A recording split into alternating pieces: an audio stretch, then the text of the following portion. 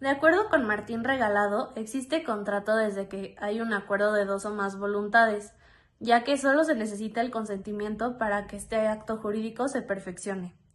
El contrato, recordemos, es una de las 5 fuentes de obligaciones y su peculiaridad es que desde que ambas partes otorgan su consentimiento, ya empiezan a existir los derechos y las obligaciones que las unen.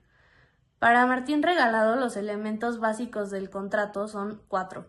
Tenemos el consentimiento, que exige coincidencia entre la voluntad interna y la que se manifiesta.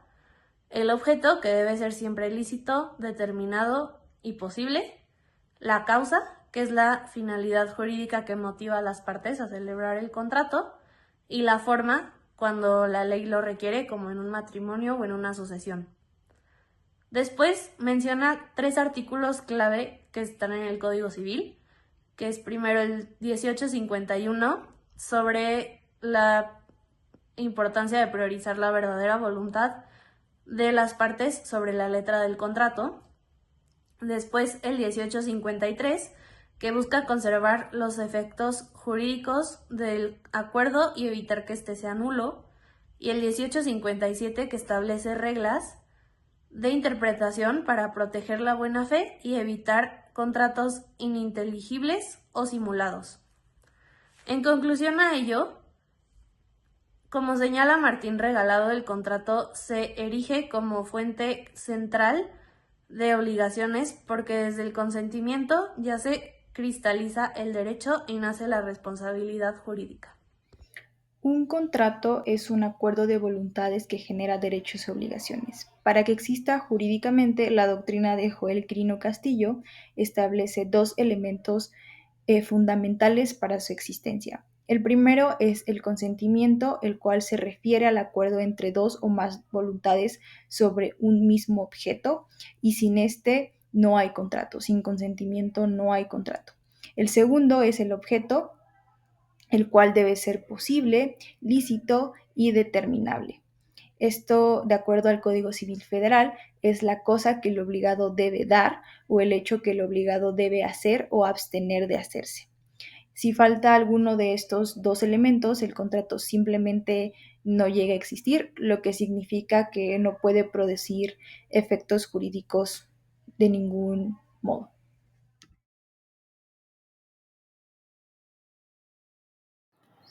Sobre las obligaciones mutuas existen 2 tipos de contratos.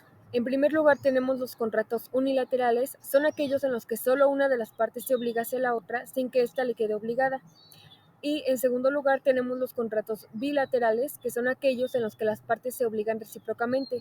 A su vez, estos se subdividen en los bilaterales en sentido amplio, que son aquellos en donde simplemente ambas partes se obligan, y los sinalagmáticos, que existe el sinalagmático perfecto y el sinalagmático imperfecto. El perfecto son los contratos donde las obligaciones de las partes tienen una interdependencia recíproca, mientras que el imperfecto son aquellos que generan obligaciones para ambas partes. Estas no son interdependientes en el mismo sentido que en los sinalagmáticos perfectos. Con respecto a la certeza, tenemos el contrato conmutativo, que ahí las prestaciones de las partes están claramente determinadas desde un inicio, es decir, que cada parte sabe con certeza qué gana y qué pierde. Un ejemplo de esto es la compraventa. Puede ser de un coche donde el comprador paga un precio cierto en dinero y el vendedor entrega un bien específico. En este caso hay certeza clara de lo que se va a obtener y lo que se debe dar con respecto a esto. Eh, eh, en cuanto a la ambigüedad, tenemos el contrato aleatorio, que básicamente es la existencia o el alcance de las prestaciones que dependen de un hecho futuro e incierto, de manera que hay un grado de incertidumbre o propiamente de ambigüedad. Un ejemplo de este es el contrato de seguro, donde el asegurado paga una prima, pero el beneficio depende de que ocurra un siniestro incierto. Ahora, los contratos por interés jurídico involucrado son los onerosos y gratuitos. Primero, los onerosos generan derechos y gravámenes para ambas partes. Estos se dividen en 2 tipos, que son los onerosos conmutativos y los onerosos aleatorios. En los primeros, los derechos y gravámenes son conocidos desde la celebración del contrato y también esto porque se conoce el objeto desde ese momento, que será materia del contrato. Por ejemplo, la compraventa de una casa que ya está totalmente habitable. Y en segundo lugar, los onerosos aleatorios, los derechos y gravámenes son dependientes de una condición, ya que el objeto está imposibilitado de ser determinado cuando se celebra el contrato. Por ejemplo, te donaré mi casa si te sacas 100 en todas tus materias. Si hablamos de la clasificación de los contratos, también los podemos clasificar entre formalidad o informalidad. A mí en lo personal me gusta referirme a que su forma o cómo se debe de ser expresada la voluntad de las partes a celebrar este tipo de contratos, lo dividiría en realidad lo dividiría en tres. En los contratos que son formales, los contratos que son solemnes y los contratos que en sí no son formales. Por su parte, los formales se dice que sí necesitan una estructura o un medio específico para que esta voluntad sea plasmada, como la venta de un inmueble que requiere una escritura pública. Por su parte, los solemnes son aquellos que requieren una formalidad esencial para poder existir. Y los no formales, es decir, que con el consentimiento basta para que pueda existir y no hay una distinción ni una forma para poder poner esa voluntad. Los contratos mercantiles son aquellos que constituyen actos de comercio, según lo establece el artículo 75 del Código de Comercio. Se celebran con fines lucrativos y están ligados a actividades empresariales. En cambio, los contratos mercantiles son acuerdos de voluntades regidos por el derecho civil. Su propósito es crear o transferir derechos y obligaciones sin un enfoque comercial directo. Una diferencia importante radica en la naturaleza de las partes. Los contratos mercantiles suelen celebrarse entre comerciantes o empresas dedicadas a actividades mercantiles. Por ejemplo, cuando el contrato se celebra entre ausentes, el perfeccionamiento varía según el tipo de contrato. En los contratos mercantiles se aplica la teoría de la expedición. El contrato se perfecciona en el momento en el que el aceptante envía su aceptación conforme al artículo 80 del Código de Comercio, mientras que en los contratos civiles se rige la teoría de la recepción. Es decir, el contrato se perfecciona cuando el proponente recibe la aceptación, según el artículo 1807 del Código Civil. Otra distinción relevante es la figura de la lesión. En los contratos civiles, esta figura puede aplicarse cuando hay una desproporción evidente entre las prestaciones, pero en los contratos mercantiles no se admite, ya que se presume que las partes actúan con fines especulativos y conocen los riesgos del mercado. Finalmente, también varían los plazos para reclamar por defectos o vicios. En los contratos mercantiles los plazos son más breves debido a la dinámica comercial, mientras que en los contratos civiles los plazos suelen ser más extensos, protegiendo mejor al contratante no profesional.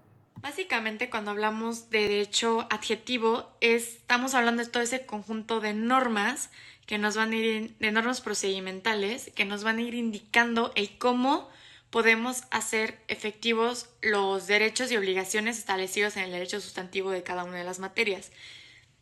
Por su parte, para los contratos civiles, el derecho adjetivo es básicamente todos los códigos de procedimientos civiles, tanto estatales como el federal. Sin embargo, a partir de 2027, ya en toda la República Mexicana se llevará a cabo y se empleará el Código Nacional de Procedimientos Civiles y Familiares.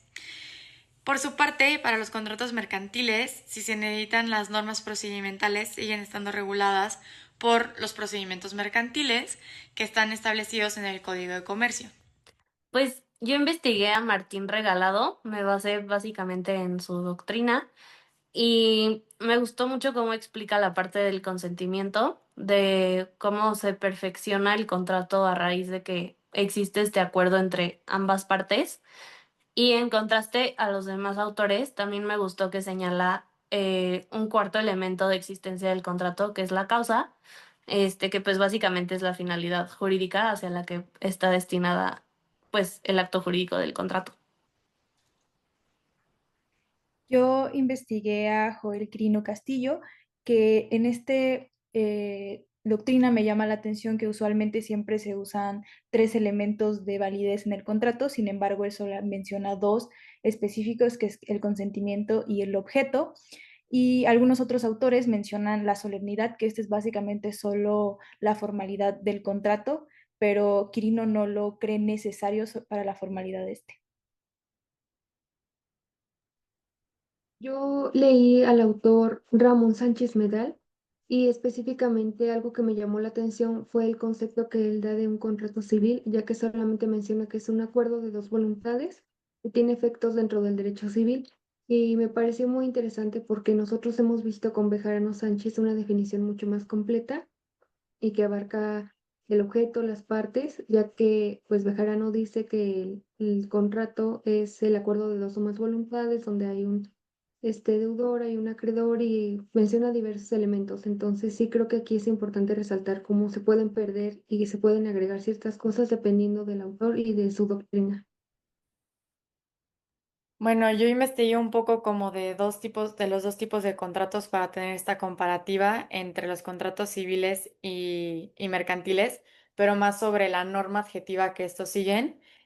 Para definir los contratos civiles me basé básicamente en Fausto Rico y Patricio Garza, que hablan mucho sobre estos elementos que distinguen a los contratos civiles al ser pues ese acuerdo entre dos personas y cómo estos se van regulando y cómo deben de los procesos que deben de seguir para ser capaces de exigir sus derechos y obligaciones.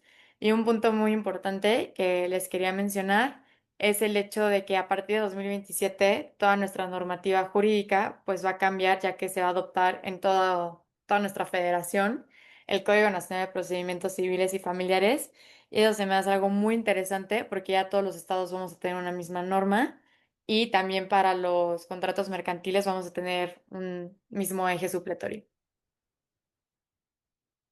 Este, sí quisiéramos mencionar la importancia y cómo esta actividad nos ayudó a entender la necesidad de revisar diferentes fuentes del derecho para poder tener una mayor perspectiva, ya sea jurisprudencia, doctrina y lo que vienen siendo las leyes y nuestros códigos federales y estatales. Gracias.